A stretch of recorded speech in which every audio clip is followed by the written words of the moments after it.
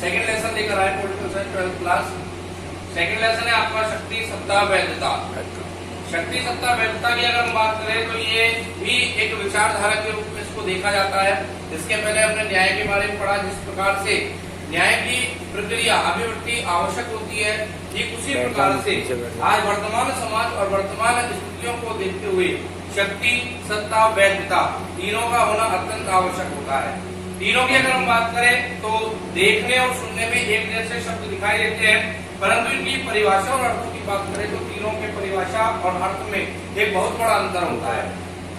शक्ति की अगर हम बात करें सबसे पहले तो शक्ति वह प्रक्रिया होती है जो व्यक्ति की मानसिक क्रियाओं पर नियंत्रण करता है। अर्थात एक व्यक्ति दूसरे व्यक्ति की मानसिक क्रियाओं पर जब नियंत्रण करता है तो उस प्रक्रिया को ही शक्ति की संज्ञा दी जाती है। अब शक्ति की सबसे पहले अगर हम बात करें तो शक्ति की परिकल्पना सबसे पहले कैटलिन के द्वारा दी गई थी। कैटलिन की अगर हम बात करें तो कैटलिन एक विदेशी विद्वान था, एक यूनानी विचारक था जिसने शक्ति को परिभाषित किया। इसके बाद अगर हम बात करें शक्ति के बाद तो सत्ता शक्ति से मिली जुली प्रक्रिया होती है, परंतु इसके परिभाषा और अर्थ में बहुत बड़ा अंतर होता है। सत्ता व्यक्ति संस्था समूह आदेशों की स्वेच्छा से पालन करना, अर्थात किसी भी व्यक्ति किसी भी संस्था किसी भी समूह या किसी भी प्रकार के आदेश की पालना अपनी इच्छा से कर लेना, वही प्रक्रिया सत्ता कहलाती है। अगर हम किसी भी आदेश की पालना स्वेच्छा से नहीं कर रहे, किसी प्रकार के प्रेशर में आकर या नियंत्रण में आकर उसकी पालना कर रहे हैं, तो वहां पर सत्ता कायम नहीं हो सकती है। तीसरा आता है वैधता। वैधता क्या है? शासक व शासितों के मध्य कार्यों की सहमति। शासक अर्थात जो राजा होता है या प्रधानमंत्री होता है, जो हमारा नेतृत्व कर रहा होता है, वो शासक होता है। शासित जो जनता होती है, अर्थात जनता और शासक के मध्य जो कार्य का निर्धारण होता है और जनता शासक के निर्णयों में सहमति जाहिर करती है, उसी प्रक्रिया को वैधता कहते हैं। अर्थात मान लीजिए किसी भी सरकार ने ये आदेश जारी किया गया या ये कार्य जारी किया गया कि इस देश की जनता के लिए लोकतांत्रिक शासन चलाया जाएगा, और उस शासक की बात पर ही जनता भी सहमत हो जाती है। वह जनता भी अगर सहमत हो जाती है तो ऐसी स्थिति को ही वैधता कहा जाता है। लेकिन अगर जनता उसके निर्णय का विरोध कर देती है, अर्थात वो कार्य वैध नहीं है, इसलिए उसको वैधता नहीं कहा जाएगा। इसके बाद आता है कि शक्ति के साथ बल होता है, बल के साथ प्रभाव होता है। शक्ति बल और प्रभाव तीनों में एक बहुत बड़ा अंतर होता है। मूल रूप में अगर हम देखें, आम जन में अगर हम देखते हैं तो शक्ति और बल का अर्थ हम एक ही समझते हैं कि जो शक्ति होती है उसी को बल बोलते हैं। लेकिन शक्ति और बल को वास्तविकता में अगर देखा जाए, शक्ति और बल को अगर वास्तविकता में अगर हम देखें तो दोनों में एक बहुत बड़ा अंतर होता है।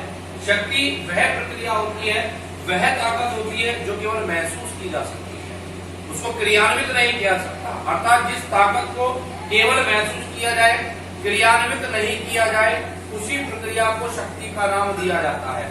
अर्थात जैसे मान लीजिए एक चोर चोरी करने के लिए जाता है और चोरी करने के पहले उसके मस्तिष्क में प्रश्न उठने लगता है कि अगर पुलिस ने मुझे देख लिया तो वो मुझे पकड़ के जेल में डाल देगी, उसके लिए दंड भी देगी। अर्थात केवल उसने सोचा है, महसूस किया है, अभी उसको दंड नहीं दिया गया है। अर्थात केवल महसूस जो उसने ताकत की है उसी क्रिया को ही शक्ति कहते हैं। दूसरा आता है बल। बल क्या है? शक्ति का दूसरा रूप हम इसको बल मान सकते हैं। बल वह ताकत होती है जो महसूस करने के साथ साथ क्रियान्वित भी की जाती है। अर्थात एक चोर चोरी करने के लिए जा रहा है, उसने महसूस किया कि अगर पुलिस मुझे पकड़ लेती है तो मुझे पकड़ के जेल में डाल देगी और दंड देगी। लेकिन अगर ऐसा हो जाता है कि वास्तविकता में पुलिस ने उसको पकड़ लिया, जेल में डाल दिया और दंड दे दिया, अर्थात तो वो शक्ति नहीं रही, अब वो बल बन गया। अर्थात वह अब महसूस करने के साथ साथ वह प्रक्रिया क्रियान्वित भी हो चुकी है, और इस प्रकार से किसी प्रक्रिया का महसूस होने के साथ साथ क्रियान्वित हो जाने की प्रक्रिया ही बल कहलाती है। तीसरा आता है प्रभाव। प्रभाव क्या है? कि ये शक्ति और बल इन दोनों का जब प्रयोग किया जाता है और इनके प्रयोग से जो परिणाम प्राप्त होते हैं या जो परिवर्तन क्रियाओं में दिखाई देता है, वही प्रक्रिया प्रभाव कहलाती है। जैसे मान लीजिए एक चोर चोरी करने के लिए गया और ऐसी स्थिति में उसको पुलिस ने पकड़ लिया, और जब पुलिस उसको पकड़ लेगी तो उसको दंड भी देगी।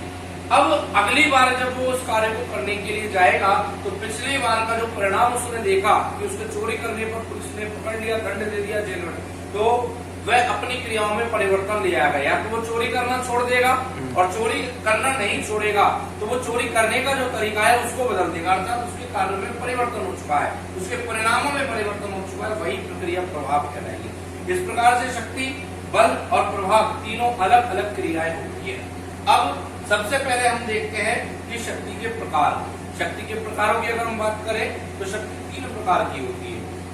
एक होती है आर्थिक शक्ति, दूसरा राजनीतिक शक्ति, तीसरा विचारधारात्मक शक्ति। आर्थिक शक्ति जो वर्तमान समय में बहुत ज्यादा देखने को मिलती है। आर्थिक शक्ति अर्थात जिसकी अर्थव्यवस्था मजबूत होगी, और जिस व्यक्ति की अर्थव्यवस्था मजबूत होगी वो किसी प्रकार की ताकत या किसी प्रकार की शक्ति का प्रयोग कर सकता है, सत्ता को हासिल कर सकता है। आज वर्तमान समय में हम देखते हैं चुनाव होते हैं, तो चुनावों के अंतर्गत वही व्यक्ति अधिकांश विजयी होता है जो पैसा अधिक खर्च करता है, अर्थात आर्थिक बल पर ही वह व्यक्ति शक्ति को प्राप्त करता है, वह आर्थिक शक्ति कहलाती है।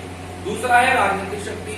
राजनीतिक शक्ति क्या है? राजनीतिक शक्ति वह प्रक्रिया है जब कोई व्यक्ति किसी संवैधानिक पद पर नियुक्त होकर या किसी राजनीतिक पद पर नियुक्त होकर उस पद की जो शक्तियां हैं, उसके जो अधिकार है, उसका प्रयोग करता है, वो राजनीतिक शक्ति कहलाता है। जैसे प्रधानमंत्री है, कोई भी व्यक्ति प्रधानमंत्री के रूप में नियुक्त किया गया, निर्वाचित किया गया, और वह व्यक्ति जब उस पद की शक्तियों का प्रयोग करेगा वही राजनीतिक शक्ति होगी। तीसरा हम बात करते हैं विचारधारात्मक शक्ति। विचारधारात्मक शक्ति क्या है? विचारधारात्मक शक्ति की अगर हम बात करें तो विचारधारात्मक शक्ति का अर्थ है किसी भी व्यक्ति के विचारों से प्रभावित होकर अपने जीवन को संचालित करना, यह विचारधारात्मक शक्ति है। अब इसमें आवश्यक नहीं कि वे व्यक्ति जिसके विचारों से प्रभावित हो रहे हैं वो जीवित हो। एक किसी व्यक्ति के मृत हो जाने के बाद भी अगर उसके विचार हम पर प्रभाव डाल रहे हैं तो वह विचारधारात्मक शक्ति होगी। जैसे हम बात करते हैं महात्मा गांधी जी। महात्मा गांधी जी ने कहा था किसी भी व्यक्ति को कभी हिंसा का सहारा नहीं लेना चाहिए, अर्थात अहिंसा के मार्ग पर चलना चाहिए। आज भी कई लोग उस मार्ग का अनुसरण करते हैं, अर्थात महात्मा गांधी नहीं लेकिन उनके विचारों को आज भी माना जा रहा है, यही विचारधारात्मक शक्ति है। अगर हम बात करें स्वामी विवेकानंद की, तो स्वामी विवेकानंद जी ने कहा था कि किसी भी राष्ट्र के निर्माण के लिए युवा पीढ़ी का जागरूक होना आवश्यक होता है, और प्रत्येक राष्ट्र आज उस बात का अनुसरण करता है। स्वामी विवेकानंद नहीं है परंतु उनकी बातों को आज भी माना जा रहा है, यही विचारधारात्मक शक्ति है। इसके बाद आता है शक्ति के स्रोत, अर्थात शक्ति का निर्माण कौन कौन से माध्यमों से होता है। पहला है वर्गीय सिद्धांत।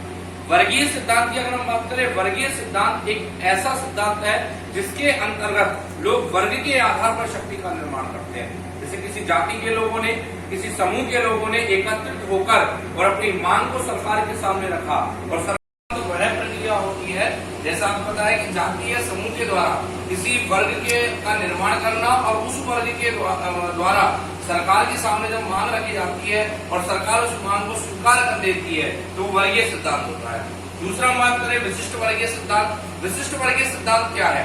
विशिष्ट वर्गीय सिद्धांत यहाँ पर किसी एक प्रकार के विशेष समूह के द्वारा जब किसी मांग को रखा जाता है, जैसे डॉक्टरों का समूह, इंजीनियरों का समूह या किसी भी प्रकार के कर्मचारियों का समूह अपनी मांगों को जब सरकार के सामने रखता है और सरकार उनकी मांग को मानने के लिए विवश हो जाती है तो वह वर्गीय सिद्धांत, विशिष्ट वर्गीय सिद्धांत कहलाता है।